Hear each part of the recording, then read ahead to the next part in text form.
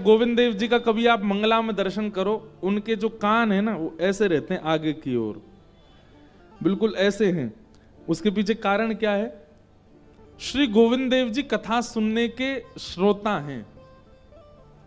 जयपुर में कभी भी आप अगर गोविंद देव जी का दर्शन करने जाओ, बहुत विशाल प्रांगण है, कोने में बैठ जाना, वो हर जगह से दिखाई देंगे। वहां बैठ करके कोई चरित्र सुनाना, वो सुनने वाले ठाकुर जी हैं। कुछ बालक हैं जयपुर में, हमारी हर साल अकिंचन होती है जयपुर में, अब तो भक्तमाल होगी हर साल। तो श्री गोविंद देव जी वहां श्रवण करते हैं। कुछ बालक हैं, वो तो उनका तो नियम हम बनवाए आए हैं, हर दिन एक बालक जाता है और भक्तमाल का एक चरित्र सुनाता है गोविंद देव जी को।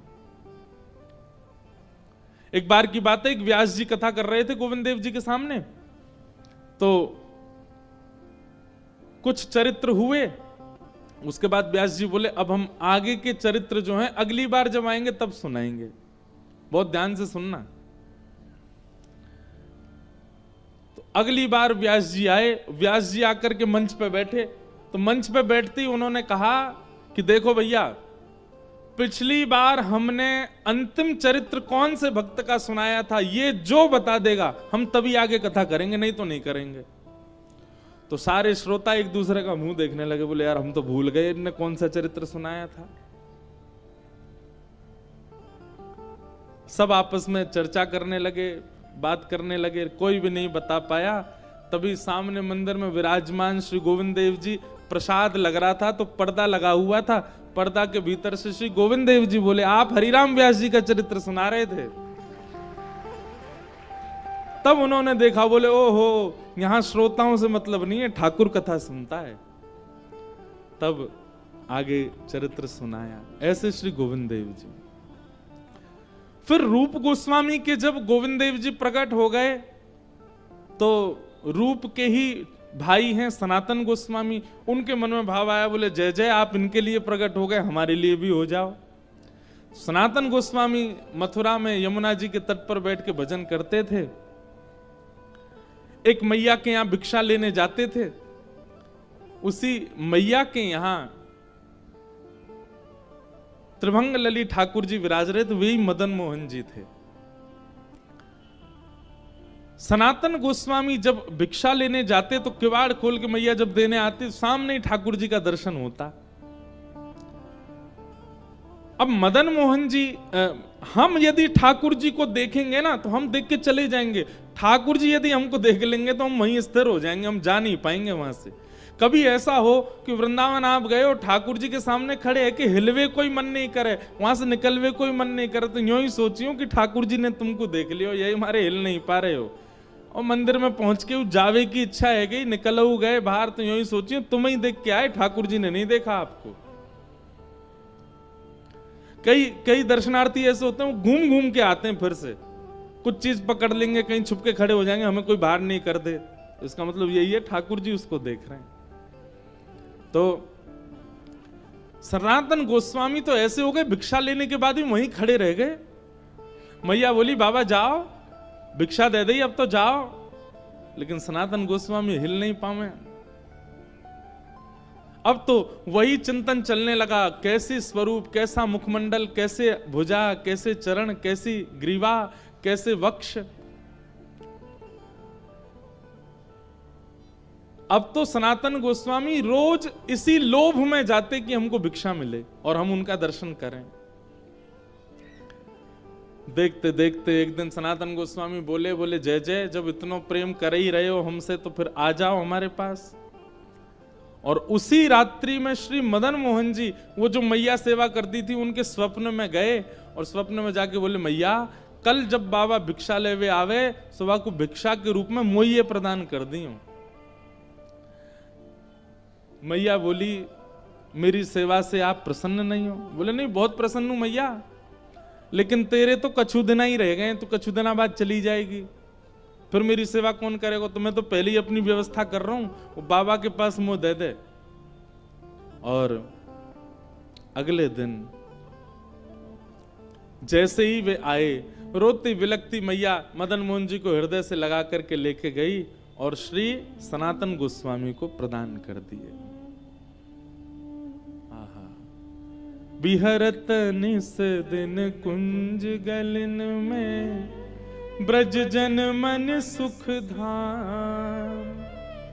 मदन मोहन को रूप निरख के, श्री मदन मोहन को रूप निरख, सनातन बलि बलि जाए, वृंदावन प्यारो वृंदावन।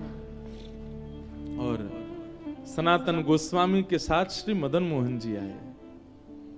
और मदन मोहन जी तो बड़े लीला, सबसे नटखट हैं सातों में श्री मदन मोहन जी। कहां विराजते हैं? करौली राजस्थान में। ये मुगलों के आने के बाद, कई मुगल क्योंकि मंदिर तोड़ते थे, इसलिए ठाकुर राजस्थान में राजाओं के आश्रय में चले गए। इसलिए कुछ ठाकुर हमारे वृंदावन से बाहर चले गए, नहीं तो ये सातों वृंदावन में ही थे। तो श्री मदन मोहन जी को लेकर के सनातन गोस्वामी गए। इतनी सुंदर लीला आती है श्री मदन मोहन जी की कि सनातन गोस्वामी का नियम था कि 24 घंटा में कम से कम 18 घंटा भजन करते थे, और बाकी के एक आध घंटा स्नान आदि कुछ प्रसाद पाते, एक आध घंटा सोते। बस इस प्रकार 24 घंटा निकलता उनका। अब मदन मोहन जी को ले आए, अपनी कुटिया में विराजमान कर दियो। ये कथा हमने कई बार सुनाई है कथा में। सनातन गोस्वामी का नियम था कि एक टिक्कर बनाते थे। टिक्कर समझते हैं? मोटी रोटी बड़ी सी बनाते और उसी को ही ब्रजरज में रखते। जब भूख लगती नेक निकाल के नेक पा लेते, फिर एक आध दिन तक भजन करते, फिर थोड़ी सी निकाल के पा लेते, फिर भजन। आज भी ब्रज में ऐसे संत हैं, वो खूब मोटे मोटे टिक्कर ब्रज की रज में अंदर रखते हैं, और जब भूख लगती है उसमें थोड़े टूक लेके पा लेते हैं। कोई सब्जी नहीं, कोई नमक नहीं, मिर्च नहीं, कुछ नहीं, बस भजन के लिए जीवित रहना है, इतना पाते हैं। हम लोग भोजन के लिए जीवित रहते हैं, पर ब्रज में लोग भजन के लिए जीवित रहते हैं। कई लोग हैं वो तो जिंदा ही इसीलिए कि हम कुछ और खा सकें। एक बार मैं एक व्यक्ति के संग कहीं जा रहा था, तो रास्ता में हम लोग खूब सारा बाल भोग करके निकले, खूब सारा नाश्ता पा लिया। जैसे ही रास्ता में कहीं रुके, बाल भोग करके निकले थे, तो रास्ता में एक जगह शौच आदि के लिए निवृत्त होने के लिए रुके, तो वहीं पोहा बन रहे थे। पोहा समझते हैं? नमकीन चूड़ा पोहा। तो साथ में जो व्यक्ति थे उनको सुगंधी आ गई पोहे की। तो पोहे की सुगंधी आने के बाद वो ऐसे घूमने लगे 2-4 राउंड। मैंने कि क्या हुआ? बोले महाराज जी वो सुबह का खाने पच जाए तो पोहा और पाऊंगा। मैंने कहा वारे भैया, भूख नहीं है, केवल पानो है, स्वाद अच्छा है। हमारे लाल जी भी ऐसे ही हैं, ठाकुर जी भी ऐसे ही हैं, वो भी पा में पूरे दिन 8 बार प्रसाद पाते हैं दिन भर में।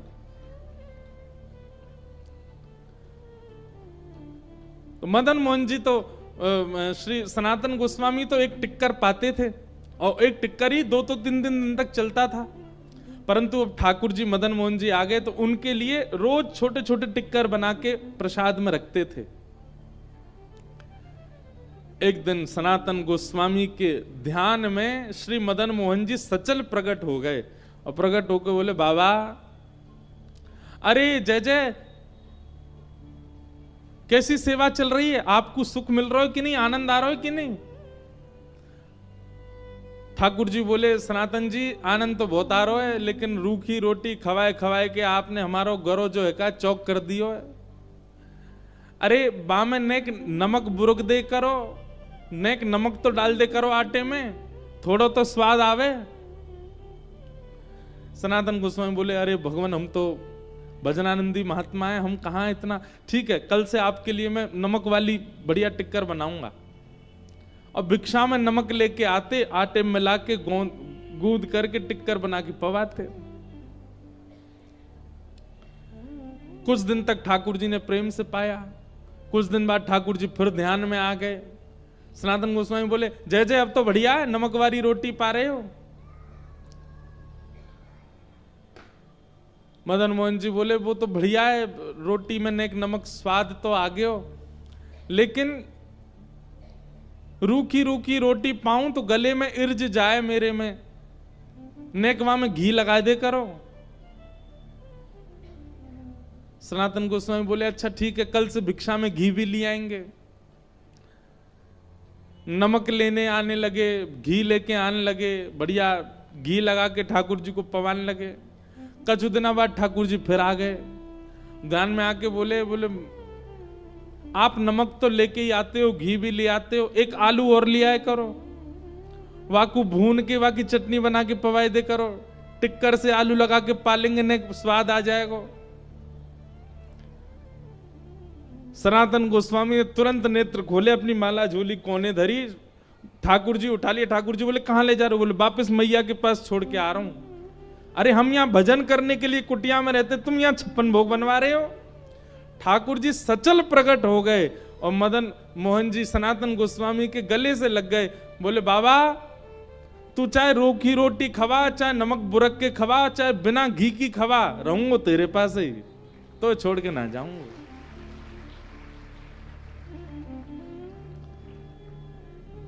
ऐसे हमारे वृंदावन के दूसरे ठाकुर, बिहरत निस दिन कुंज गलिन में, ब्रज जन मन सुख धाम, मदन मोहन को रूप निरख, सनातन बलि बलि जाए, वृंदावन प्यारो वृंदावन, श्री वृंदावन मेरो वृंदावन।